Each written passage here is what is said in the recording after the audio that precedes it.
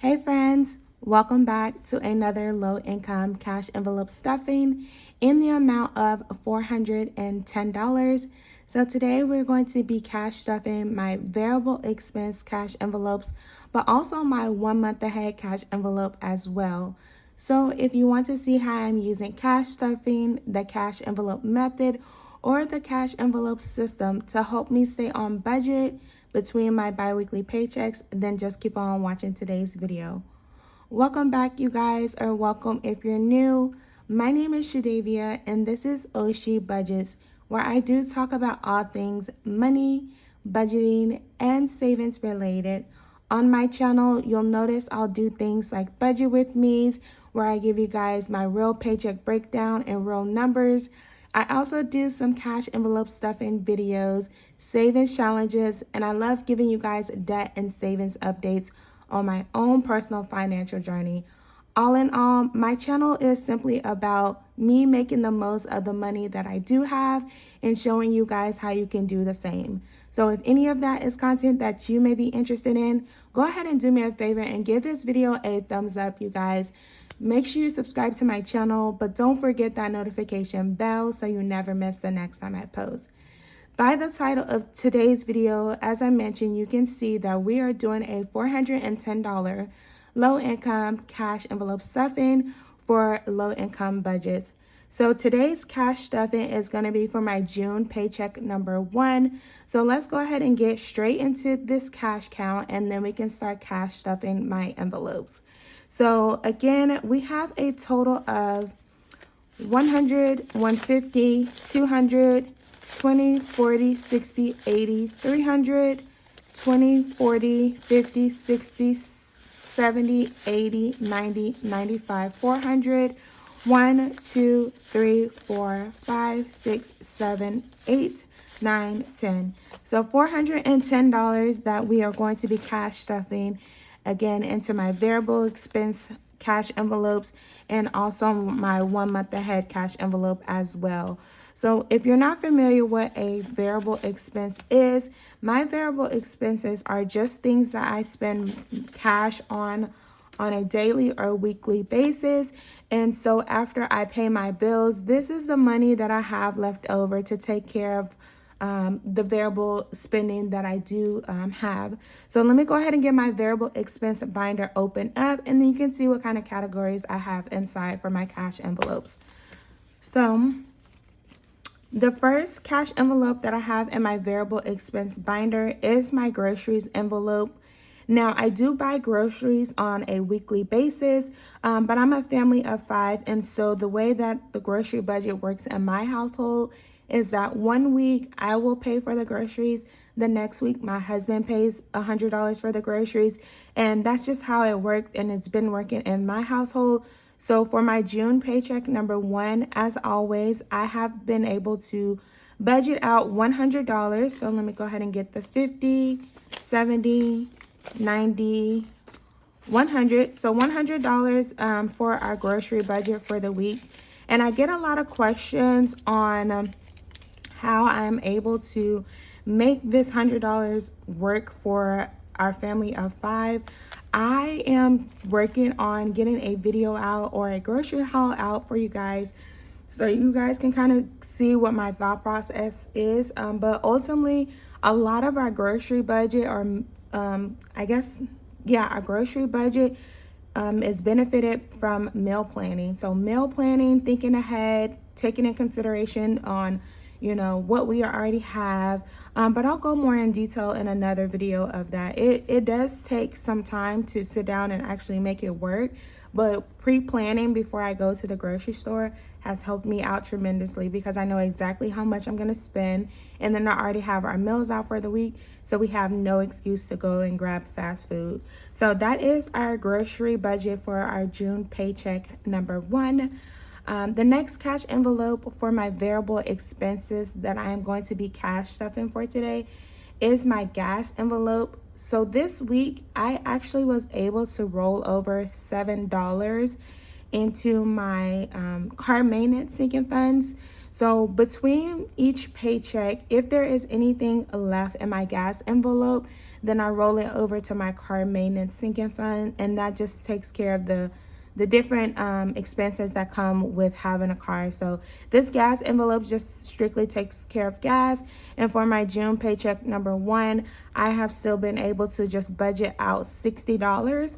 And that is typically enough for me to be able to fill up once per pay period. So that's 50, 55, 56, 57, 58, 59, 60.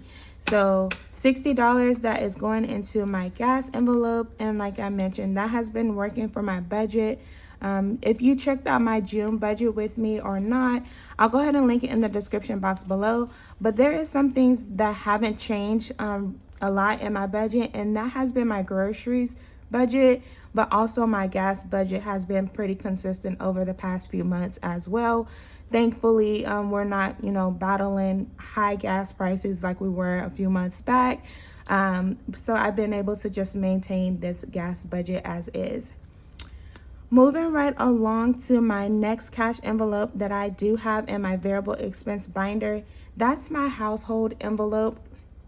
So with my household envelope, I like to use this cash envelope to take care of any type of household items that we need. And I feel like I have to always put this disclaimer out there for those that are new, or maybe this is your very first video that you're ever seeing of mine.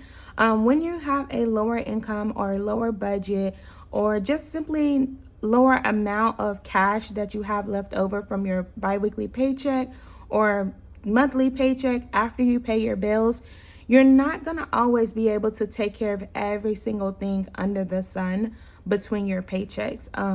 So I like to budget out a certain amount to be able to get the things that we absolutely need.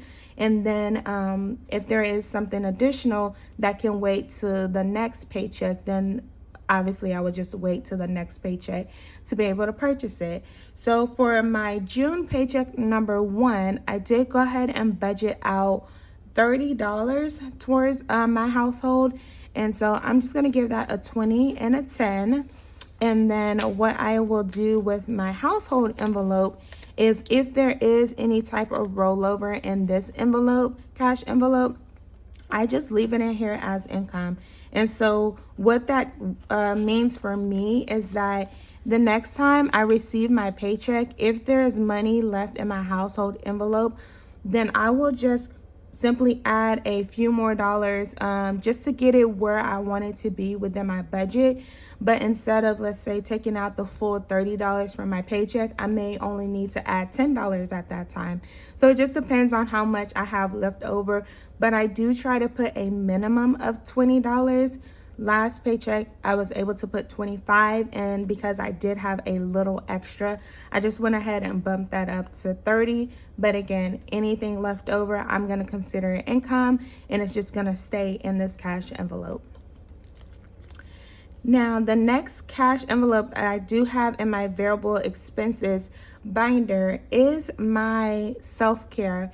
And so self-care is strictly for me. So anytime I want to treat myself, then I have this cash envelope to be able to do that. So each paycheck, I do like to give myself something. Sometimes it's just $5, $10.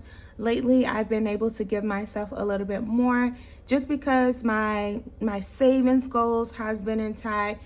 My income has been looking nice, and just I've been a little more intentional outside of some silly mistakes that I've made recently. But other than that, I've been able to really maximize my budget and really just be able to make my money work for me by putting in my high yield savings account, reaching some milestones with my savings goal, and also being able to treat myself for fun things as well. So in my June paycheck number 1, I did budget out $56 to add to my self-care. So let me go ahead and take out what we already have, and then we are going to be adding 56. So 20, 40, 50, 55, and 56. So let me go ahead and get that taken care of. Okay, there we go. I was like, wait a minute. Alrighty, so we have 20, 40, 60, 80, 90, 95, 100, 1, 2, 3, 4, 5, 6, 7. So $100 is what I have aside for myself. And again, that is to be able to treat myself here between the next two paychecks. And then I do have my family and fun envelope as well, but it doesn't look like I took out the funds for that. So let me go ahead and skip over this family and fun. But if you're new here, what I like to do, since I'm a family of 5, I do budget money aside for us to be able to do fun things between each biweekly paycheck. Sometimes we use it all, sometimes we don't. If we don't use it, then it just rolls over. So in my June budget for paycheck number 1, I budgeted out $125 for this, but I forgot to put this on my denomination sheet. So I'll have to do another bank run to get that out for our family of fun. Good thing for us, we don't have anything planned here between now and tomorrow. So I'll be okay to go ahead and run to the bank. But with the rest of this, actually, it's going into my 1 month ahead cash envelope. And so if you're new here, I do have a financial goal of getting 1 month ahead on my bills this year. And that goal is set for the end of 2023. Obviously, if I'm able to reach that goal beforehand, that is going to be amazing. Even if it's at the end of 2023, that's still awesome, because there was one point in time that I could not have even imagined being able to save as much as I can.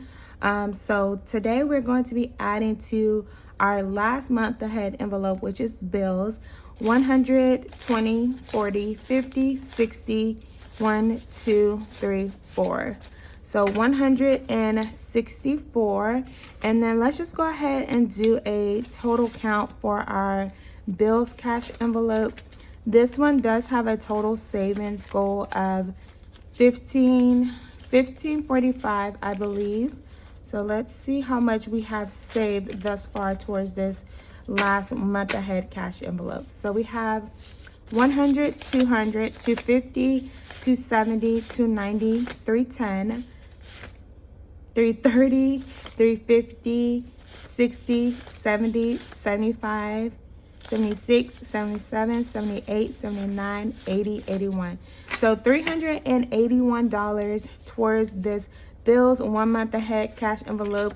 And we actually just started this one last month. So that is amazing progress thus far.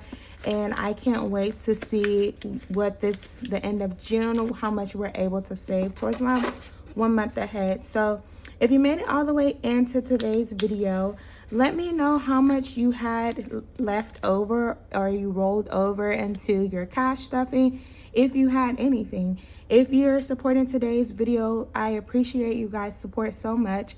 Leave me a comment with your favorite emoji. I love interacting with you guys in the comments. Don't forget to give today's video a thumbs up and subscribe to the channel if you haven't already.